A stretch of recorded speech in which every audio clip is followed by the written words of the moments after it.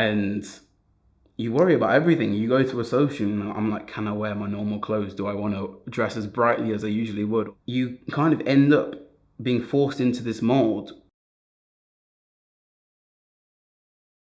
My name is Paolo Dogwu. I play for Wasps rugby team.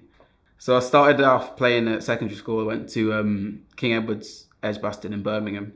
So I first started playing when I was about 11. I wanted to be a footballer before that, and that didn't work. So I was probably too big for it.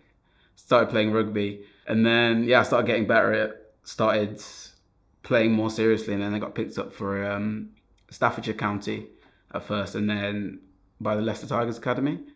Moved to Leicester, was living in a house with 13 lads, which was carnage, all my age, and just like everyone, we all knew each other because we were all coming through the age groups together, but it was all a big sort of, not culture shock, but just lifestyle shock for everyone. Like, it kind of molded who I am. Like, it's gritty. It's probably the best word I can use. And played England age groups, under 18s, under 20s, and then after my third year at Leicester, they didn't want to keep me and ended up getting picked up by Sale Sharks.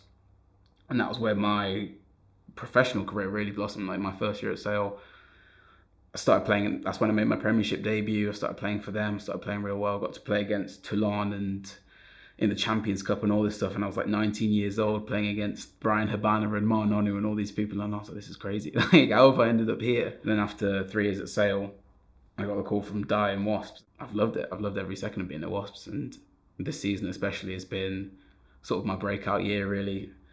Getting regular game time for the first team, breaking into the England setup, and then just continuing playing well and just getting everything I can out of this season. Well, I've always been a creative person since I was a kid. I think because my family, like my mum has an art degree, my dad plays guitar, my brother's a musician, all of my family can draw, like, so it's always just been around my family. So I've always drawn since I was a kid. Like, I used to sit inside at lunchtime drawing comic books and stuff when I was a kid. And then when I started playing rugby and stuff, I'd always do little scribbles on my boots with Sharpie and stuff. It didn't look great, but I thought it did. My main sort of creative side with the rugby started coming out when I started customizing my own boots. Because I find, I've probably said this quite a lot, but rugby is a quite conservative sport in terms of you don't get many chances to actually show your personality. And so I found that I could do that with myself, like having red hair and having coloured boots. And that's probably something you wouldn't be able to do 10, 15 years ago in the sport, because people were like, oh, who does this guy think he is? We had to wear black boots in the academy and all this stuff. And you worry about everything. You go to a social and I'm like, can I wear my normal clothes? Do I want to dress as brightly as I usually would? You kind of end up being forced into this mold, which I've only recently broken out of, where you have to be this, not polite, but this super, I can't be outspoken, I can't be different, I have to just fit this mold, and I have to be this super respectable gentleman rugby player. And it's like, coming here, I never felt that, and that's why I've loved it here for the whole time. Like, the whole vibe was so good, and I think that is partly because there's always been a lot of players that are black and a lot of mixed players and a lot of different cultures in this team.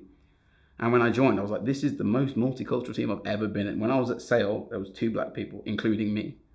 And coming here, we can literally pretty much put out a black team. So it was like, this is sick. And just having that different vibe and that different energy of having people that look like you. Rugby is a white sport, genuinely a middle to upper class private school sport. Like, I started playing it at private school.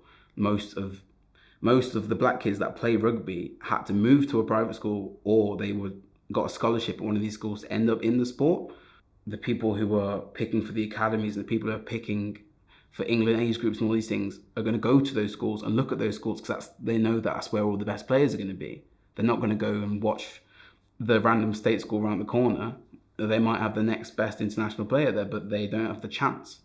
If you were a person from a lower income family, you wouldn't be able to do it. So your dream's over. You're not going to get there. So there has to be more than one pathway into the sport, which isn't just these fancier schools, which are rugby schools. Because people will move to schools because they're better at rugby.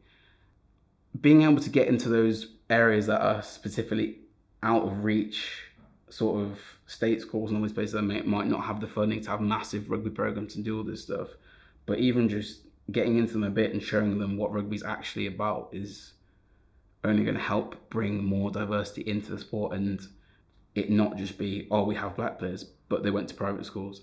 Rugby has a long way to go with racism because until this year, it wasn't spoken about at all. It took Ugo Monye telling such a personal story on BT Sport for people to realise just because someone is a professional rugby player, just because someone is now, they might have money, they might be famous, doesn't mean they haven't experienced that. And even within rugby itself, it's not a direct racism, it's a very indirect racism of when you're coming through the system, it's pigeonholing into positions.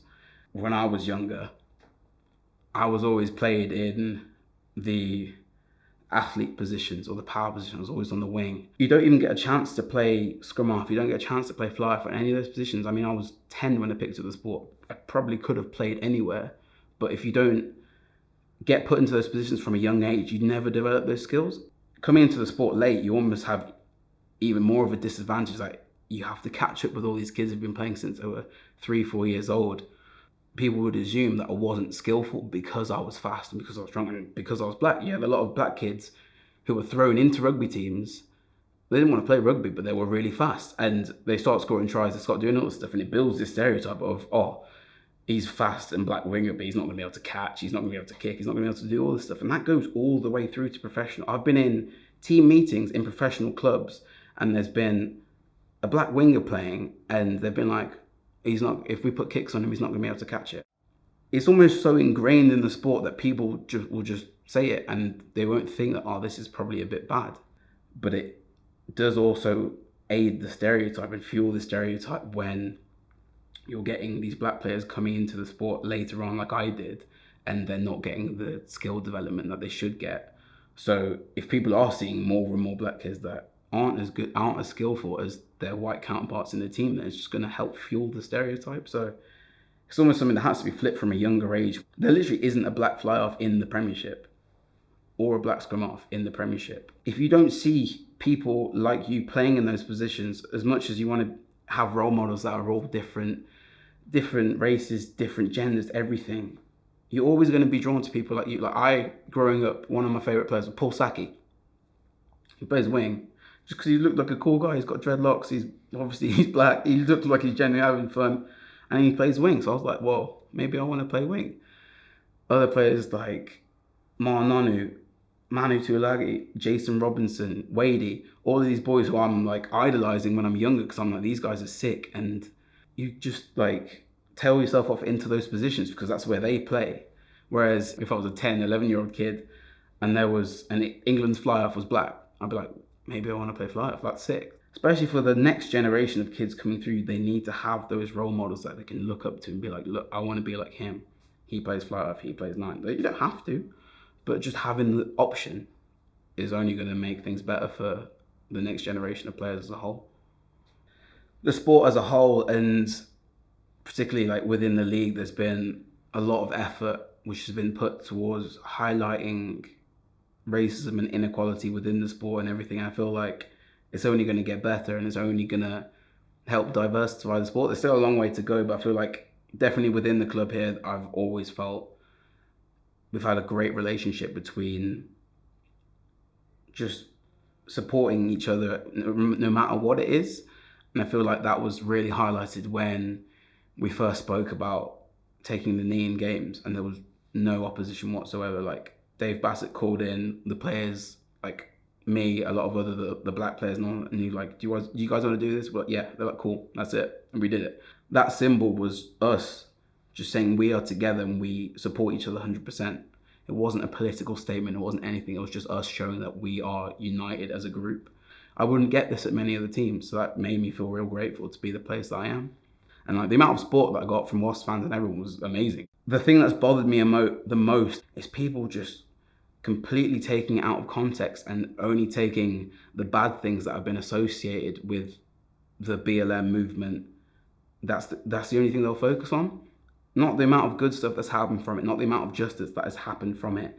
It's always oh, well, people were rioting in the name of BLM. I was like, no, they weren't. There's people just rioting and using it as an excuse. It's a difference. Like, the amount of people who didn't think that racism was a thing in the UK was genuinely astounding. Just because it hasn't happened to you doesn't mean it doesn't happen.